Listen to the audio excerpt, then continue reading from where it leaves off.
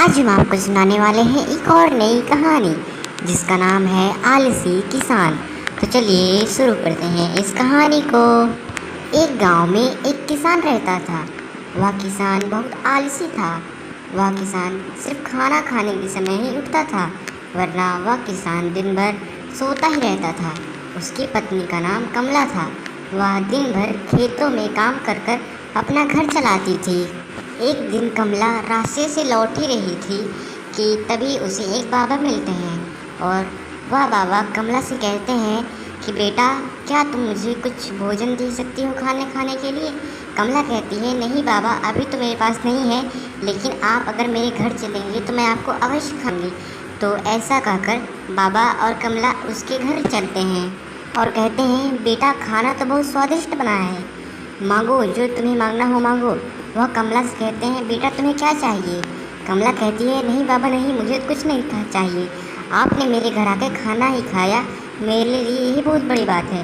तभी बाबा राजेश से पूछते हैं कि बेटा तुम्हें क्या चाहिए। राजेश कहता है, अरे बाबा, मुझे आप एक ऐसा नौकर दे दो जो मेरा सारा काम कर दे।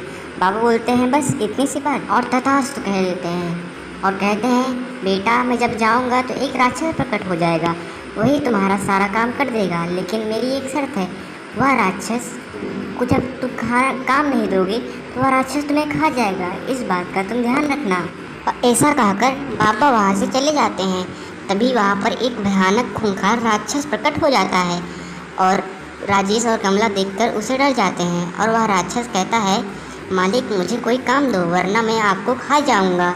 और राजेश कहता है कि जाओ, जो मेरे घर के सामने जितनी भी गंदगी है उसे जाके साफ़ कर दो।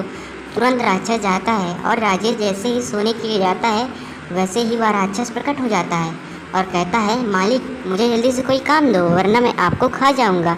राजेश को विश्वास नहीं होता है। वह तुरंत बाहर जाकर देखता है तो उससे वह कहता है कि इतनी जल्दी तुमने ये काम कैसे कर लिया। तभी वह कहता है, जाओ, जाकर तुम तालाब में जाकर सफाई कर दो। तो वह जैसे ही खाना खाने जाता है तुरंत फिर राक्षस जाके प्रकट हो जाता है कि मालिक मुझे जल्दी से कोई काम दो, वरना मैं आपको खा जाऊंगा। ऐसा सुनकर राजेश बहुत डर जाता है और तुरंत वहाँ पर कमला आती है और कहती है कि जाओ, मेरे घर के पीछे एक मोती नाम का कुत्ता है, तुम जाकर उसकी पूँछी सीधी कर दो। और राजेश तो कहता है, ये काम तो उसके लिए बहुत आसान है, लेकिन तभी कमला कहती है, यह काम असंभव है, क्योंकि कुत्ते की पूँछ तो कभी सीधी होती ही नहीं है। और राक्षस जाता है, कुत्ते की पूँछ सीधी करने लगता है, लेकिन उसकी पूँछ वह सीधी नहीं कर पाता है। ऐसे ही करते करते उसे हफ्तों महीनों बीत जाते हैं, लेकिन वह उस कुत्ते की पूँछ सीधी नहीं कर पाता है। अब दिन रात बीत जाते हैं, लेकिन अब राजेश भी काम करने लगा था और वह अब खूब मेहनत से काम करता है। आपको यह कहानी कैसी लगी हमें कमेंट में ज़रूर बताएं। आप हमारे चैनल को भी सब्सक्राइब कर लीजिए ताकि आप हमारे सारे वीडियोस देख सकें। Thank you.